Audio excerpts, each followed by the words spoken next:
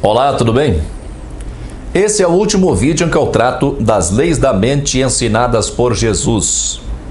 Uma coisa deve ficar bem clara para entendermos a justiça, porque esse vídeo trata da justiça, para nós entendermos a justiça como sendo uma lei da mente. O conceito de justiça de que Jesus nos fala no Evangelho não tem nada a ver com a justiça dos homens. Sempre que nós demos a palavra justiça no Evangelho, ela é a tradução da palavra grega dikaiosune. Esse substantivo é mais bem traduzido como justeza do que como justiça. Justeza e justiça são coisas diferentes. Essa aliança que eu uso, ela está perfeitamente ajustada ao meu dedo. Logo, eu posso falar na justeza da aliança, mas não na justiça da aliança, pois esse ajustamento não tem nada a ver com justiça. Isso deve ficar bem claro. Esse conceito deve ficar bem claro. Muitas crenças têm como origem ou como principal justificativa uma suposta justiça de Deus. A noção de justiça de Deus nada mais é do que a noção de igualdade. Igualdade de direitos e igualdade de condições. As pessoas acham que deve haver igualdade de direitos e condições para todos. As pessoas acham. Podemos até cogitar de uma igualdade de direitos, mas não está ao nosso alcance definitivamente determinar ou construir uma igualdade de condições. E esse é o principal furo da teoria da reencarnação defendida por Kardec. Kardec defende a reencarnação e inseriu a teoria da reencarnação na doutrina espírita como um dogma. Ele mesmo diz isso. Portanto, algo inquestionável. Por quê? Porque Kardec parte do princípio de que Deus é infinitamente justo. Se Deus é infinitamente justo e nós vemos tanta desigualdade, então essa desigualdade certamente não pode ter sido produzida por Deus, porque Deus é infinitamente justo. Essa desigualdade então só pode ter sido produzida pelo próprio ser humano. Mas aí, se nós observarmos a vida de muitos seres humanos, nós não encontramos nessas vidas nada que justifique suas condições de desigualdade em relação a outros seres humanos. Logo, se nós não encontramos na vida das pessoas nada que explique as condições de desigualdade, e nós acreditamos, se acreditarmos que Deus é infinitamente justo e que, portanto, não pode haver injustiça, por causa disso, então, Kardec conclui que essas pessoas devem ter vivido antes. Essas pessoas devem ter tido outras experiências, outras existências, em que deram motivo para que reencarnassem em condições de desigualdade em relação a outras pessoas. Por exemplo, exemplo clássico, uma criança nasce com uma grave doença. Outras crianças nascem saudáveis. E tanto a criança doente como as crianças saudáveis, elas não tiveram tempo ou ocasião de fazer nenhum mal que resultasse na sua doença. Logo, conclui-se que, pelo menos na existência atual, a criança que nasceu doente, ela é livre de culpa. Ela não é responsável pela sua doença na vida atual, Nesse caso, ou nós aceitamos que Deus não é infinitamente justo e que isso é um conceito humano que nós emprestamos a Deus, nós achamos que Deus deve ser infinitamente justo, então dizemos que Ele é infinitamente justo. Ou então nós concluímos, como fez Kardec, que essa criança é um espírito reencarnado, que em uma ou mais de uma reencarnação passada agiu de forma a provocar em si mesmo uma doença, e que agora então, reencarnada, manifesta essa doença no seu corpo físico. Nós vemos que a justiça de Deus, portanto, é uma noção de igualdade de direitos e condições. O que Kardec não menciona na sua teoria é que o espírito certamente em acreditando em espíritos, o espírito certamente teve uma primeira reencarnação. Que todos os espíritos tiveram uma primeira reencarnação, seja nesse planeta, seja em outros mundos, não importa. E que eles não tiveram as mesmas condições em sua primeira reencarnação. Eles não podem ter tido condições idênticas de reencarnação. Kardec diz que tiveram. Pode ser, mas não pode. Não pode. Por um motivo muito simples. 2 corpos não podem ocupar o mesmo lugar no espaço ao mesmo tempo. Se 10 espíritos reencarnam ao mesmo tempo, em espaços diferentes, eles estarão sujeitos a condições diferentes, pois cada espaço, ou seja, cada região do planeta, vai proporcionar ao espírito condições diferentes. E às vezes muito diferentes. Considere, por exemplo, um espírito que reencarna num lindo bosque de clima temperado e fartura de alimento, e um outro espírito que reencarna no deserto. Se esses mesmos 10 espíritos, se eles reencarnam exatamente no mesmo lugar no espaço, né? Mas em tempos diferentes, eles também não teriam condições iguais. O lugar que hoje é um deserto pode ser transformado pela natureza ou pelo próprio homem ao longo do tempo. Pode ser transformado num oásis. E aquele lindo bosque de clima temperado e fartura de alimento, ele pode ser desmatado e transformado num deserto.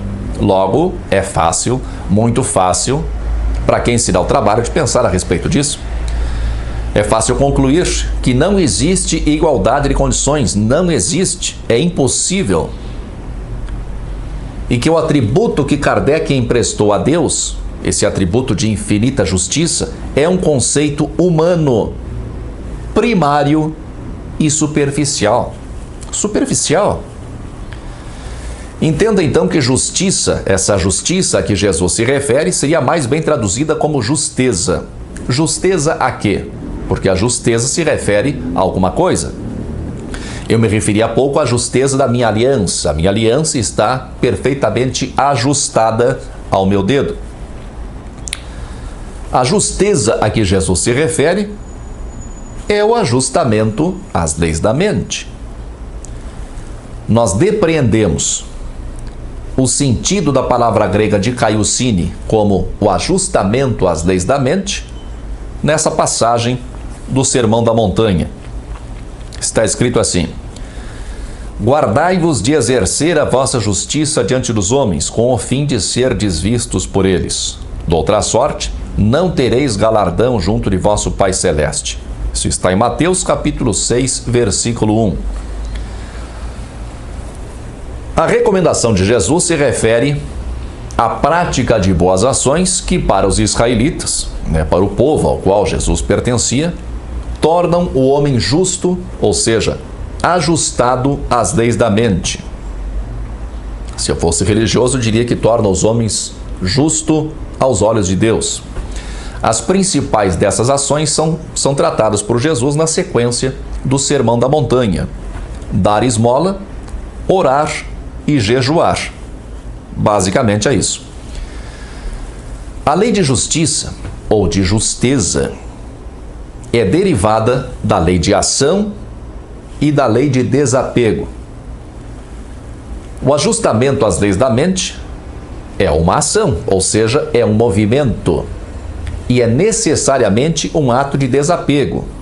O objetivo maior do ensino de Jesus, o foco do ensino de Jesus, é o que ele chamou de reino de Deus, que é aquilo que está além da mente, aquilo que transcende os limites da mente. É o reino do eu sou. As leis da mente que Jesus ensinou são um caminho para transcender a mente. Um caminho. Então não pode haver apego a nada e a ninguém. É isso que Jesus ensina ao dizer que não se pode servir a dois senhores. Jesus fala sobre isso no Evangelho de Mateus, capítulo 6, versículo 24. Ou servimos ao eu sou, que é a nossa consciência última, profunda, ou servimos ao ego, a essa personagem que nós criamos e que nós interpretamos ao longo da nossa viagem terrena. O ajustamento às leis da mente é sempre um ato de desprendimento das amarras do ego. O ajustamento às leis da mente é sintetizado por Jesus de maneira muito simples. Portanto, sede vós perfeitos, como perfeito é o vosso Pai Celeste. Isso está em Mateus capítulo 5, versículo 48. Jesus nos apresenta a Deus como o Pai. É assim que Jesus costuma se referir a Deus. O Pai é uma figura humana, portanto, a imagem de Deus apresentada por Jesus é uma figura antropomórfica. Jesus optou por essa imagem porque a figura do Pai era a figura mais importante no judaísmo. Numa cultura patriarcal, o Pai é a autoridade máxima. Mas isso é um modelo mental. É a mente que tem necessidade de forma e aparência para compreender e para classificar as coisas. O Deus de Jesus é o mesmo Deus de Moisés. E o Deus de Moisés se identificou a Moisés como eu sou. Javé quer dizer eu sou. Na verdade, nós não estamos tratando de Deus como um ser fora de nós, alheio a nós, além de nós. O mandamento de Moisés, que Jesus seguia, diz que não há Deus além de Javé. Javé quer dizer eu sou. Logo, não há Deus além do eu sou. E o eu sou está em nós. O eu sou é a nossa consciência última, profunda, que está além da mente, onde não há tempo e espaço. Isso não é teoria, isso é conhecimento. Quando Jesus diz, sede perfeitos como vosso Pai é perfeito, Jesus está se referindo ao eu sou. Temos que ser perfeitos assim como o eu sou é perfeito. O adjetivo perfeito é formado pelo prefixo latino per, significando uma ação completa, uma ação total, mais o adjetivo feito. Perfeito, então, é aquilo que está completamente feito. O adjetivo perfeito nessa passagem do Evangelho é a tradução do adjetivo grego teleios, que tem exatamente esse significado. Algo completamente pronto, algo acabado em todas as suas partes. Teleios quer dizer isso. Eu estou esclarecendo o sentido da palavra porque os cristãos, de um modo geral, e os espíritas em particular, costumam fazer uma ideia de perfeição que não condiz com a realidade. Nós vimos há pouco que Kardec atribui a Deus a justiça infinita. Para Kardec, Deus também é infinitamente bom e infinitamente misericordioso. Para os espíritas, ser perfeito, assim como Deus é perfeito, seria ser infinitamente bom, infinitamente justo e infinitamente misericordioso como Deus, guardadas as proporções. Temos que ser perfeitos como o eu sou é perfeito. O eu sou é perfeito, ou seja, completamente feito, completo em todas as suas partes. O eu sou não está em evolução, não existe evolução. Ele não tem nenhum progresso a fazer. Esse papo de que o espírito tem que progredir é conversa para boi dormir. Isso é conceito positivista de Augusto Comte, contemporâneo de Kardec, para quem o progresso é irrefreável. Nós somos experimentações do eu sou. Nós somos manifestações do eu sou através das quais o eu sou conhece a si mesmo. Mas nós não temos que progredir e nem temos que buscar um ideal de perfeição ao estilo Kardec. Nós estamos aqui para viver. Só isso. Nosso único objetivo é experimentar. Como somos todos um, nossas experimentações devem ter limites. Temos que ter algumas regras de conduta para que as nossas experimentações não lesem o próximo, porque o próximo é apenas uma outra possibilidade de nós mesmos. Para ser perfeito como o eu sou é perfeito, é preciso, portanto, o ajustamento às leis da mente. Jesus falou outras vezes sobre o aperfeiçoamento, mas seu ensino não foi devidamente compreendido. Nós vemos um exemplo disso na seguinte passagem: não penseis que vim revogar a lei ou os profetas. Não vim para revogar, vim para cumprir. Isso está em Mateus capítulo 5, versículo 17. Aqui nós temos o verbo grego plerô, traduzido como cumprir, o que definitivamente não é a melhor tradução. Eu tenho um vídeo tratando especificamente sobre isso, mas não lembro agora a referência dele. Logo depois dessa declaração, Jesus começa a acrescentar uma nova visão à lei. São passagens em que Jesus inicia dizendo: ouvistes o que foi dito pelos antigos, eu, porém, vos digo, né? Jesus não está revogando a lei antiga, mas está acrescentando, preenchendo, está completando as lacunas, está aperfeiçoando. Logo adiante ele diz: porque vos digo que, se a vossa justiça não exceder em muito a dos escribas e fariseus, jamais entrareis no reino dos céus. Isso está em Mateus capítulo 5, versículo 20. Essa justiça a que Jesus se refere é o aperfeiçoamento de que ele nos falou há pouco, o ajustamento às leis da mente. Essa mesma ideia também está contida no Pai Nosso, quando diz assim: faça-se a tua vontade, assim na terra como no céu. Passagem que está em Mateus capítulo 6, versículo 10. Jesus nos ensina a pedir em oração que a vontade do eu sou seja obedecida na terra, ou seja, no mundo material, do mesmo modo que no céu, ou seja, além da mente.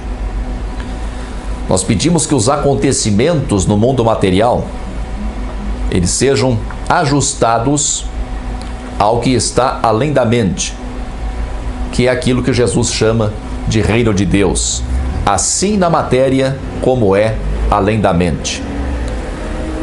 Muitas pessoas ainda têm necessidade de orar, muitas pessoas ainda precisam externar palavras, talvez para ajudar na concentração. Mas é preciso dizer que a eficácia da oração não está nas palavras, mas no sentimento. Se você consegue sentir o que você quer que aconteça, não há necessidade de orar com palavras. Jesus chamou a atenção para a dificuldade desse ajustamento. Entrai pela porta estreita, larga é a porta e espaçoso o caminho. Essa parte aqui foi interpolada, porque em manuscritos mais antigos ela não está presente. Essa parte que diz assim: larga é a porta e espaçoso o caminho que conduz para a perdição, e são muitos os que entram por ela.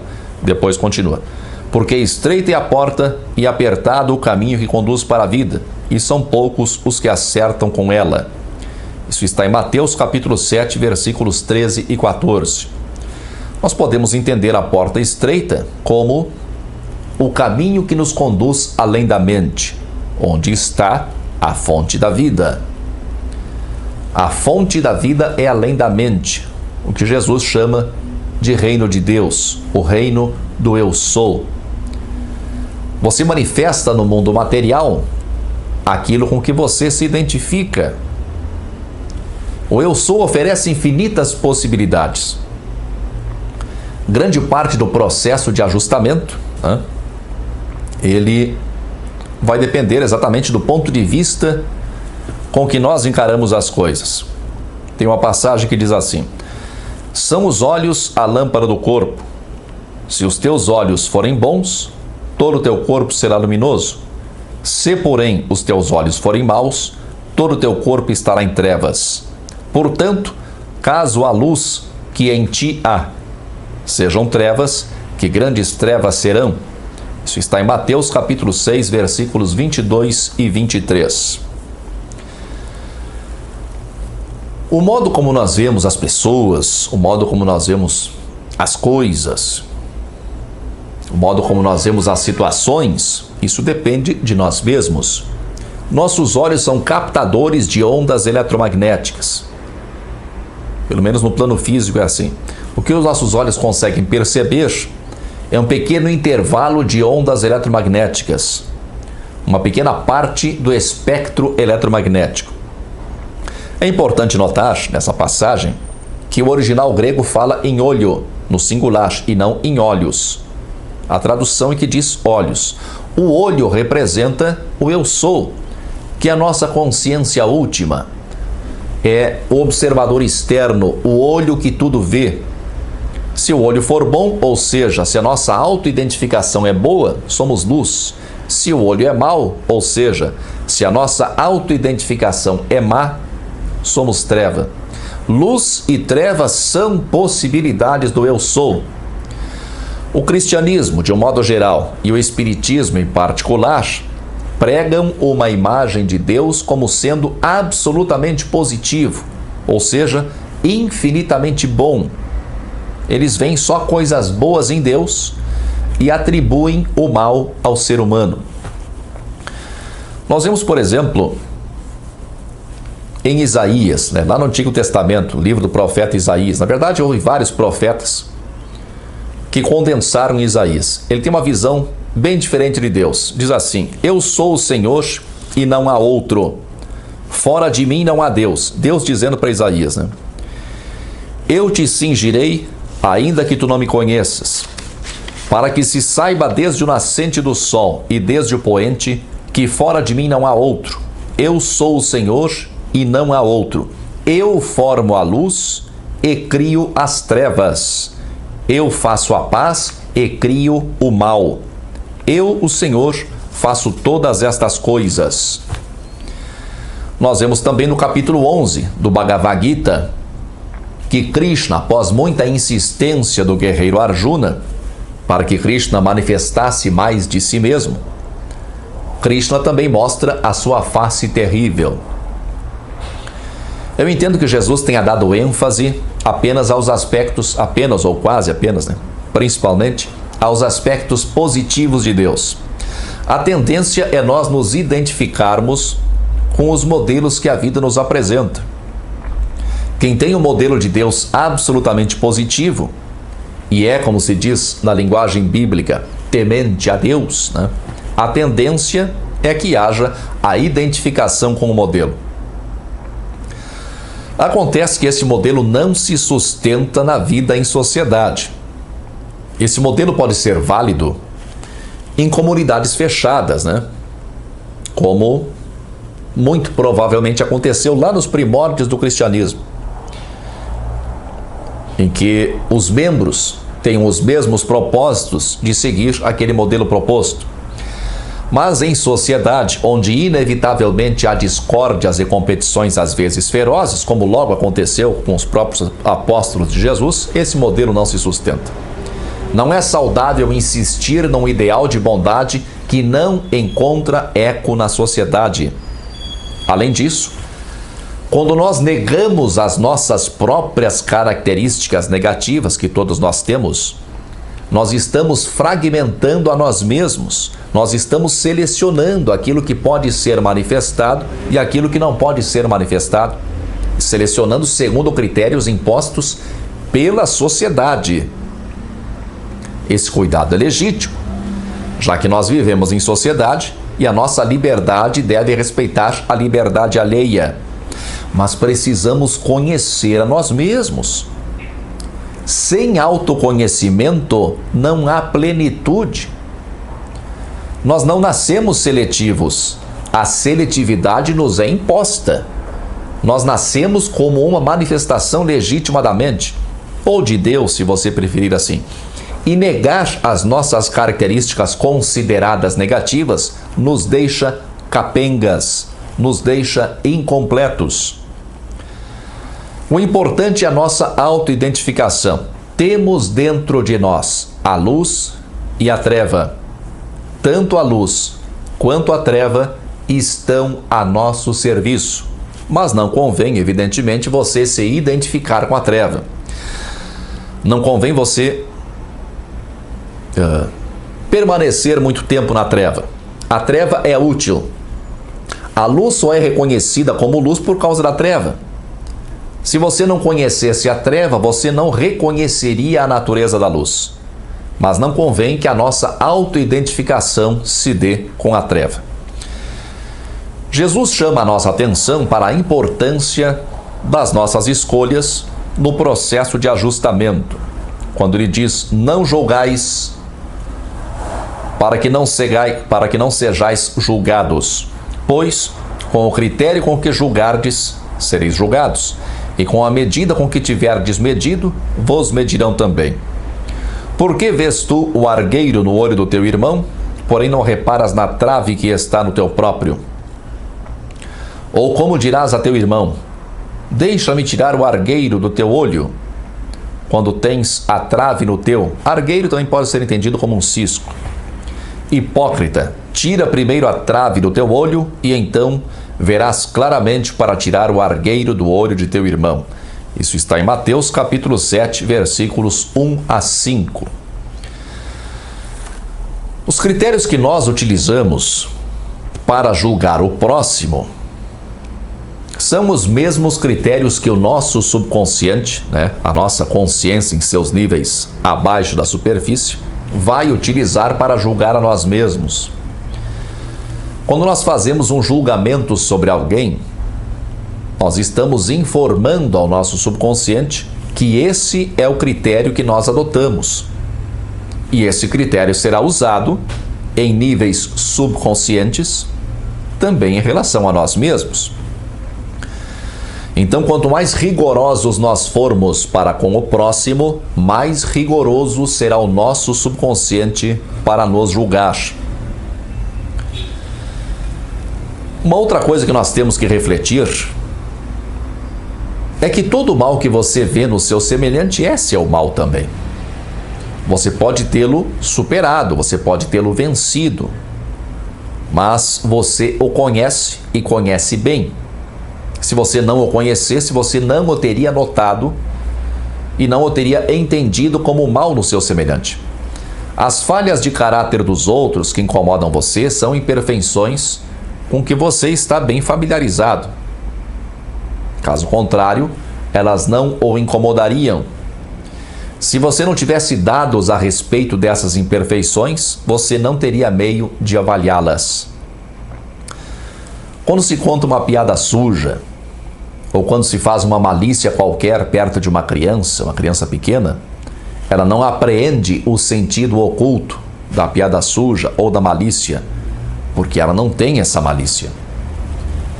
Do mesmo modo, nós não percebemos as imperfeições alheias que nós não conhecemos. As imperfeições que nós notamos são características das quais nós guardamos muitos dados em nossa mente, conscientemente ou não. Às vezes nós não acessamos isso em nós mesmos. A maioria das pessoas não conhece a si mesmo. Jesus não diz para não julgar. Quem entende assim e acha que nós não devemos criticar nada e ninguém, faz uma leitura caolha do ensino de Jesus. Jesus apenas avisa que os critérios que nós adotamos em relação aos outros são os mesmos critérios que a nossa mente, em níveis subconscientes, vai adotar em relação a nós mesmos. Por exemplo, se eu faço duras críticas a alguém, porque esse alguém finge ser médium e não é médium, então se alguma vez eu me fingir de médium, ou fizer de conta que tenho qualquer poder que na verdade não tenho, o meu subconsciente vai fazer com que eu me sinta mal nessas ocasiões. Meu subconsciente vai adotar para comigo o mesmo critério que eu adotei para com outras pessoas. E a manifestação da adoção desse critério por parte do meu subconsciente vai fazer com que, de alguma forma, eu me sinta mal. Agora, nós podemos, e não só podemos, como devemos criticar. E vamos lembrar uma coisa aqui: julgar e criticar, no grego utilizado nos textos do Novo Testamento, são traduções do verbo krinô. As duas palavras, os dois verbos. No texto grego do Novo Testamento não há distinção entre os verbos julgar e criticar. É a mesma coisa. Tá? Então, desde que essa ação tenha um bom propósito, essa ação de criticar, e desde que essa ação seja fruto do desapego em relação ao fato criticado, não há problema algum em criticar. Mas devemos estar atentos para que críticas eventuais e específicas não se transformem em pensamento crítico sistematizado. Isso já é outra coisa. Isso nos torna pessoas amargas e sem senso de humor. Mas ainda em relação às nossas escolhas. Pedi e dar-se-vos-á. Buscai e achareis, batei e abrir-se-vos-á. Pois todo o que pede recebe, o que busca encontra, e a quem bate, abrir-se-lhe-á.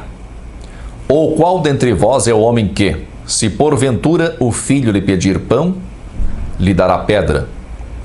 Ou se lhe pedir um peixe, lhe dará uma cobra? Ora, se vós que sois maus, sabeis dar boas dádivas aos vossos filhos, quanto mais vosso Pai que está nos céus, dará boas coisas aos que lhe pedirem. Essa passagem muito famosa está em Mateus capítulo 7, versículos 7 a 11. Esse ensino de Jesus chama a atenção para o funcionamento dos mecanismos do subconsciente. Quando eu falo em subconsciente, eu estou me referindo às camadas da consciência abaixo da superfície. Temos que ter cuidado com as nossas escolhas para que essas escolhas sejam ajustadas às leis da mente. Nós percebemos claramente o valor das nossas escolhas, mesmo das escolhas que partem do nosso íntimo. O que sentimos em nossas profundezas é o que desencadeia os acontecimentos em nossa vida. Nossos sentimentos e pensamentos determinam o que a vida nos apresenta. Sobre o poder da palavra, pelas tuas palavras serás justificado e pelas tuas palavras serás condenado. Mateus capítulo 12, versículo 37. As nossas palavras, como expressões do pensamento que são, elas têm o poder de conduzir o nosso ajustamento ou desajustamento às leis da mente. E para finalizar, não julgueis segundo a aparência, e sim pela reta justiça. Está em João capítulo 7, versículo 24. Esse é o critério que eu tenho utilizado. Há muitos ídolos religiosos que construíram uma aparência de bondade a toda prova. Eu não acho que essas pessoas não sejam boas, de modo algum, mas a reta justiça ou reta justeza me ordena que eu chame a atenção para os erros propagados por essas pessoas. Para finalizar, uma reflexão. A humanidade e toda a sua trajetória é a mente conhecendo a si mesma. Cada pessoa no mundo, em qualquer época, é um pensamento complexo materializado. O eu sou é o ser e a mente é a manifestação do ser. Mais tarde tratarei novamente desse assunto, respondendo a eventuais dúvidas. Até lá, muita força e paz para você.